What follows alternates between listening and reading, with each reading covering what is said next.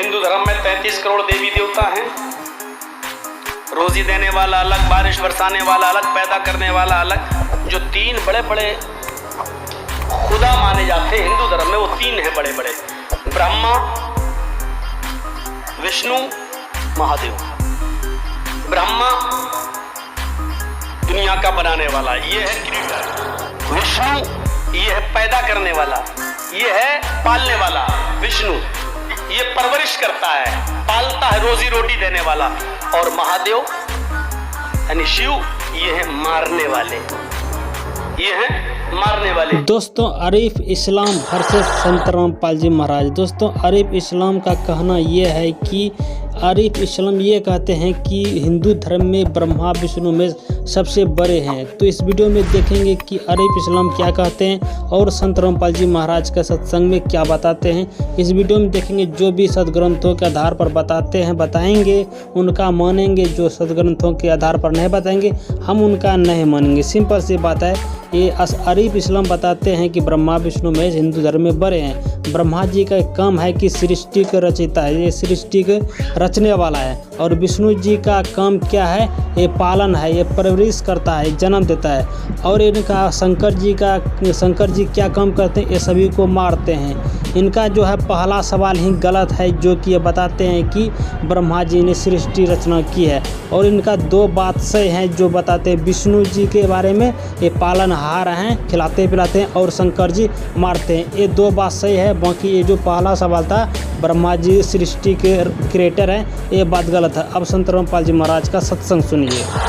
अब इसी का प्रमाण कि वो परमात्मा और है, वही पूजा के योग्य है, उसका नाम क्या है, ये फिर कुरान शरीफ के अंदर देखिए, पवित्र शास्त्र कुरान शरीफ। और इसके साथ पहले पवित्र बाइबल का लिंक बनेगा, वो भी देखिएगा। क्योंकि हम इस एकदम नया ज्ञान होने से जितना अधिक से अधिक सुनेंगे उतना ही ज्यादा हृदय में प्रवेश होगा।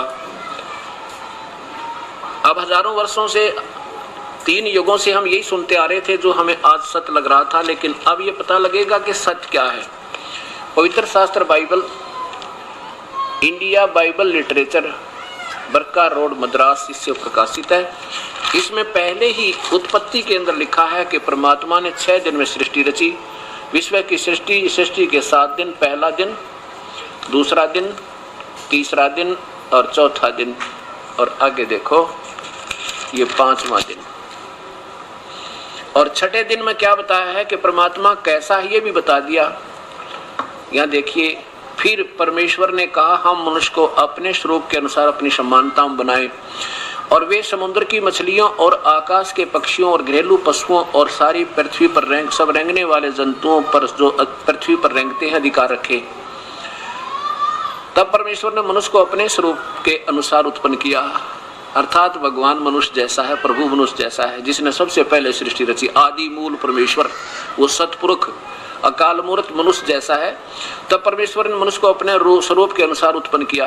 अपने स्वरूप के अनुसार परमेश्वर ने उसको 3 बार लिखा लगातार, नर और नारी करके मनुष्यों की सृष्टि की। और फिर उनके खाने के लिए क्या लिखा है, कहीं मांस का प्रावधान परमात्मा की तरफ से नहीं है।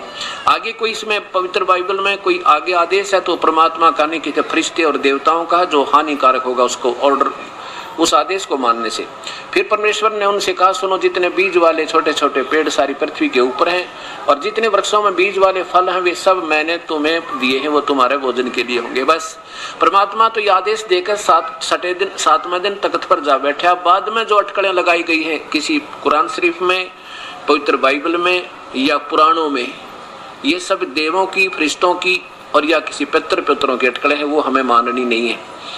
यह है जितने भी पृथ्वी के पशु और आकाश के पक्षी और पृथ्वी पर रेंगने वाले जीव जंतु हैं, उनमें जीवन के प्राणी, उन सबको खाने के लिए मैंने हरे हरे छोटे पेड़ दिए और वैसा ही हो गया। अब परमेश्वर ने जो कुछ बनाया था उसको देखा और अच्छा लगा।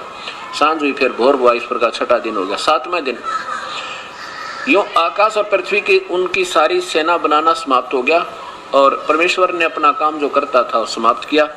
7वें दिन समाप्त किया और उसने उसे सारे किए हुए सारे काम से 7वें दिन विश्राम किया, और परमेश्वर ने 7वें दिन को आशीष दी, वो पवित्र ठहरा, क्योंकि उसमें उसने अपनी सृष्टि की रचना से सारे काम से विश्राम लिया।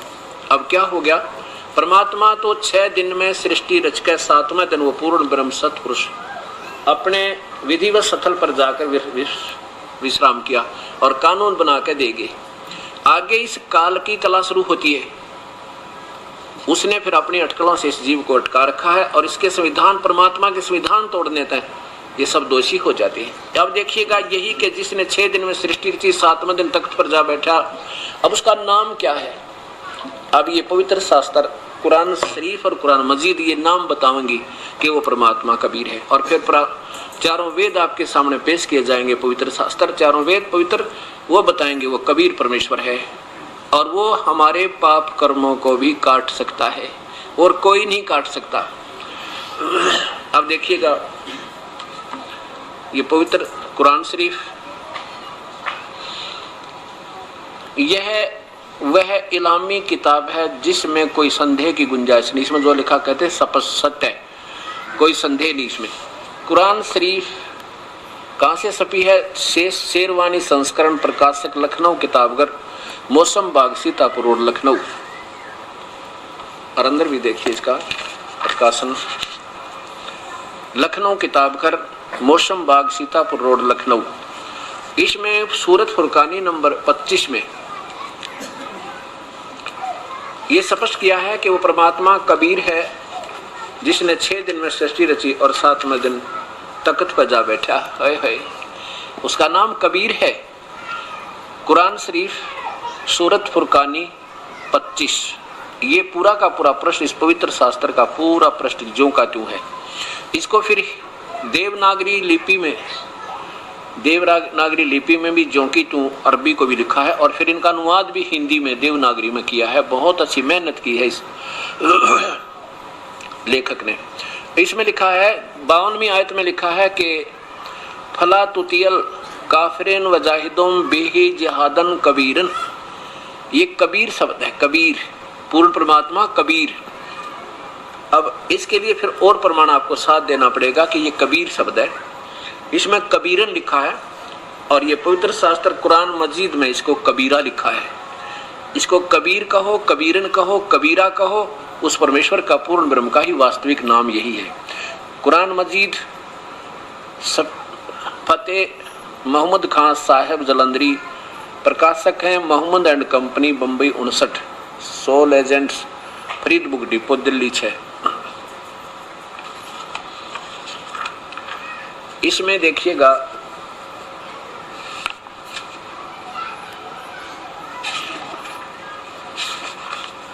ये सूरत फुरकानी कुरान मजीद, देखिएगा कुरान मजीद सूरत फुरकानी 25, नीचे लाना, ये ज्यों की त्यों वही है, और लास्ट में लिखा है ये वही, फला तुतियल काफिरिन ने वजाहिदुम बिही जिहादन कबीरा। कबीरा, कबीरा शब्द लिखा है, और इसी की 21 नंबर पर फिर देखिए, 21 नंबर पर भी यही कबीरा शब्द लिखा है।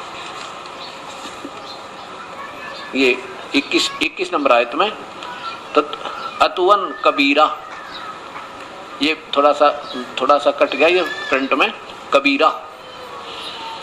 और फिर ये तो आपने देखा 52 नंबर में, नीचे देखो 52 नंबर में वही जिहादन कबीरा, कबीर के लिए संघर्ष करना। हजरत मोहम्मद क्या लिखा है इधर देखिए, 52 में कह, तुम काफिरों का कहा ना मानो और उनसे इस कुरान के हुक्म पर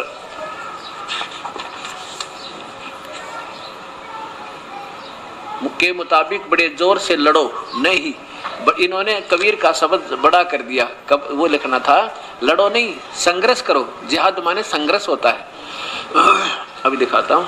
अच्छा, आगे इसमें 58 और 59 आयत में 68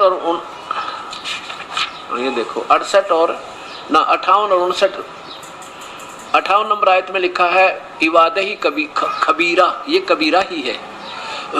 इबादत माने पूजा के योग्य, इबादत माने पूजा, इबादत ही माने पूजा के योग्य का खबीरा यानी वो कबीर परमेश्वर है। और फस अल बिही खबीरा, ये कबीरा है। अच्छा, अब ये जो भी है इसका हमने सिर्फ एक सारांश देखना है। फिर देखिए ये कुरान शरीफ और सूरत फुरकानी 25 की आयत नंबर फिर देखो 52 में ये कबीरन, इन्होंने कबीरन लिखा, उसमें कबीरा लिखा, एक ही बात है, कबीरन कहो चाहे कबीरा कहो। देखिए इधर फला तुतियल काफिरन वजाहिदुम बिही जहदन कबीरन, और फिर इसमें भी 21 नंबर पर देखो, यहाँ 21 नंबर पर जो कहता हूं अतो ततुवन अतुवन कबीरन, कबीरा कहो चाहे कबीरन कहो, ये एक ही बात है। इसमें वास्तविक क्या बनता है, जैसे ये कबीरन शब्द है 52 नंबर में, इसका अर्थ क्या दिया इन महापुरुष ने, ए पैगंबर तू काफिरों का कहा न मानना।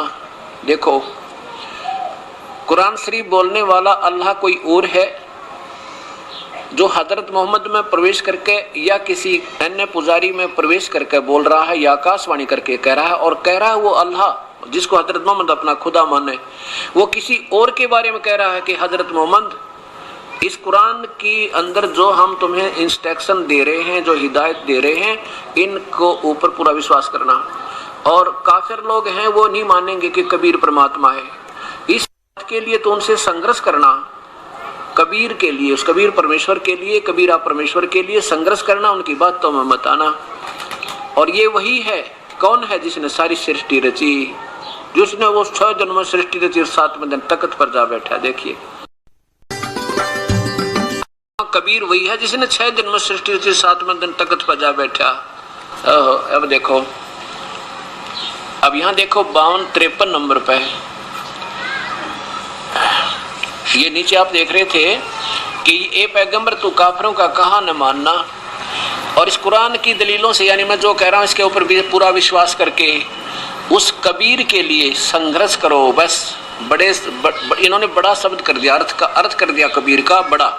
उन्होंने कहा कि कबीर के लिए जोर शोर से यानी संघर्ष करो, उनके साथ जोर शोर से संघर्ष करो, उनका मुकाबला करो, उनकी बात का मत आना, लड़ना नहीं, ऐसा भगवान आदेश लड़ने का नहीं दे रहे। आगे देखो ये खबीरा 58 में खबीरा, 59 में खबीरन। अभी कुरान मजीद में आपने देखा था वो ये खबीरा और ये खबीरा, दोनों खबीरा ही लिखे थे, लेकिन ये कबीरा है, कबीर है इनका अर्थ, और इनका अर्थ भी इन्होंने बड़ा ही किया है। और वही है वो कबीर जिसने 2 दरियाओं को मिला चलाया, एक मीठा और कड़वा पानी, प्यास बुझाने वाला कड़वा, और दोनों में एक मजबूत और आड़ बना दी। आगे देखो ए पैगंबर, वो हजरत मोहम्मद का खुदा बोल रहा है, ए हजरत मोहम्मद पैगंबर, हमने तुमको खुशखबरी सुनाने और सिर्फ अजाब से डराने के लिए भेजा है। इन लोगों से कहो कि मैं तुमसे उस अल्लाह के हुक्म की कोई मजदूरी नहीं मांगता, हाँ जो अपने परवरदिगार तक पहुंचने की राह इख्तियार कर ले। और ए पैगंबर उस जिंदा पे, जिंदा माने जो तुझे जिंदा रूप में मिला। कबीर साहब एक जिंदा महात्मा का रूप बना के इस प्यारी आत्मा हजरत मोहम्मद से मिले थे, लेकिन अपना सतलोक भी दिखाया था इनको ले जा करके, जब्राइल ले गया था, उसके बाद की बात है। लेकिन वो तब तक इतने डर चुके थे जब्राइल के उस बदतमीजी तय, लेकिन इस प्यारी आत्मा ने सतलोक रहना मंजूर नहीं किया। और फिर कह भी रहा वो साफ, क्योंकि ये अपने कागज पूरे रखा और काम सारे उल्ट करावे, ज्योत निरंजन ये काल भगवान। ए पैगंबर उस जिंदा, उस ये चैतन्य शब्द गलत कर दिया, उस जिंदा पर, जिंदा महात्मा पर भरोसा रख जो कभी मरने वाला नहीं है, वो अविनाशी है, वो उसका कोई विनाश नहीं कर सकता। और तारीफ के साथ उसकी पाकी बयान करते रहो। वो अपने बंदों के गुनाहों से, अपने बंदों के पाप कर्मों को समाप्त कर देता है। वो काफी यहाँ बड़ा शब्द कर दिया, ये लिखना था वो कबीर परमेश्वर अपने बंदों, काफी कर दिया, उस बड़े कबीर का अर्थ काफी कर दिया नहीं, वो कबीर परमात्मा अपने बंदों के गुनाहों को समाप्त कर देता है, वो बिल्कुल खत्म कर देता है। और 59 में क्या कहा कि ये वही है जिसने आसमान और जमीन और जो कुछ उनके बीच में सारे ब्रह्मांडों को सबको 6 दिन में पैदा किया, फिर तख्त पर जा विराजा, जा बैठा तो आकार में। और वो अल्लाह कबीर है, अल्लाहु अकबर है, वो अल्लाह कबीर है, बड़ा कर दिया अर्थ इन्होंने। वो अल्लाह कबीर है, वो अल्लाह बड़ा, ओए होए, वो अल्लाह कबीर है, वो रहमान है। और उसकी खबर किसी बाखबर यानी किसी तत्वदर्शी संत से, इल्म वाले से पूछ देखो। अब कुरान शरीफ को बोलने वाला स्पष्ट कह रहा है वो अल्लाह, वो खुदा, चाहे वो गुप्त रूप में हजरत मोहम्मद में प्रवेश करके काल बोलता है। वो कहते हैं ना, जब वह ऐसी आती थी, घंटियां सी बजती थी और वो तो मुझे बहुत दुखी करती थी, परेशान हो जाता था, क्योंकि इनके अंदर जब वो काल प्रवेश करता था तो इतनी पीड़ा होती थी, इनके सारे हाथ अकड़ जाते थे, ऐसे जबान खुल जाती थी, आंखें फटी फटी हो जाती थी, फिर बोलने लगता था। तो वो काल स्वयं भी बोलता आकर के अंदर और फरिश्तों के द्वारा भी भेज देता है।